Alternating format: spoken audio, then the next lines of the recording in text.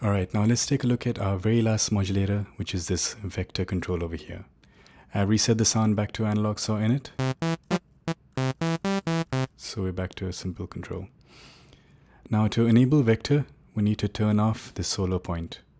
And what this vector does is it lets you control this triangular mixer, or lets you modulate this triangular mixer, and lets you modulate this XY pad as well.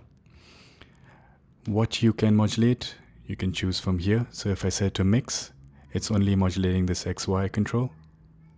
Sorry, it's only modulating this mix control. But if I set to XY, it only modulates this XY control. And if I set to mix plus XY, it's basically going to modulate both. And if it's set to off, it's turned off. Now, how do we make it modulate? Let's actually set it to mix for now. So we'll try and understand it first. So I'll set the mix to 1. Turn on the second oscillator, and let's just change this to a different sound.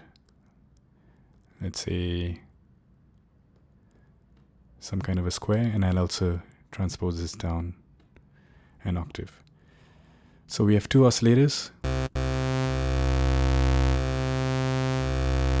These are the 2 different sounds. Okay. So I can click over here, which selects the very first point, and then I can set up where this triangular mixer is going to be.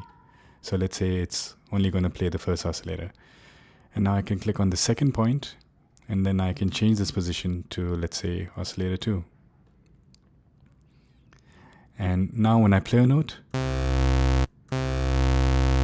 it morphs from one point to another, and the time it takes to morph is 498, which I can change by just clicking and dragging here. So if I increase this to, let's say, 4.5 seconds,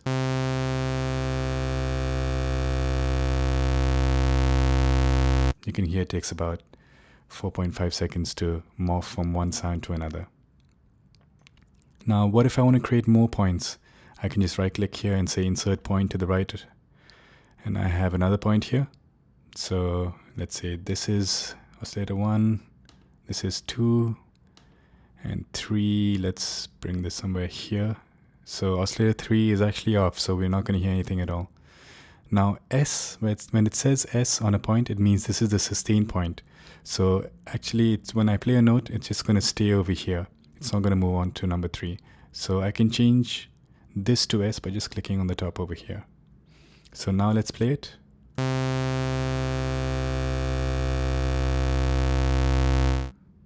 So you can hear it took about 4.5 seconds to move to 2, and then just 240 milliseconds to move to complete silence. So that's basically your vector control. Now you can set up loops.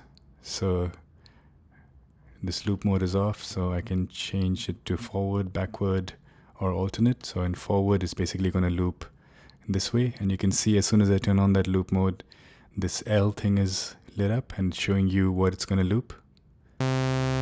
Let me make this a bit shorter again.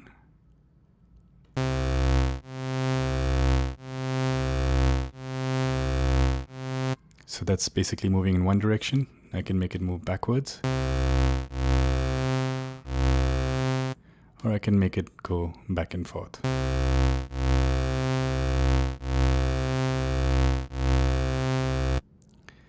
Now you can actually change the speed, overall speed of this whole modulation by clicking and dragging here. So as you can see over here, these are musical subdivisions. And now we're seeing percentage values over here. But if I click and drag towards this side, we have normal hertz values.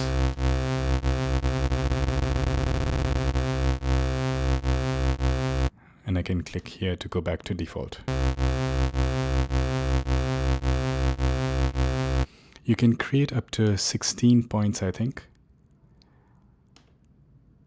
And then each and every point you can set this to be anywhere you want. And of course, right now we're only using the mix, but I could set it to mix plus XY and have both these modulate at the same time. So this can create some really complex modulation that would be kind of difficult to achieve with this over here.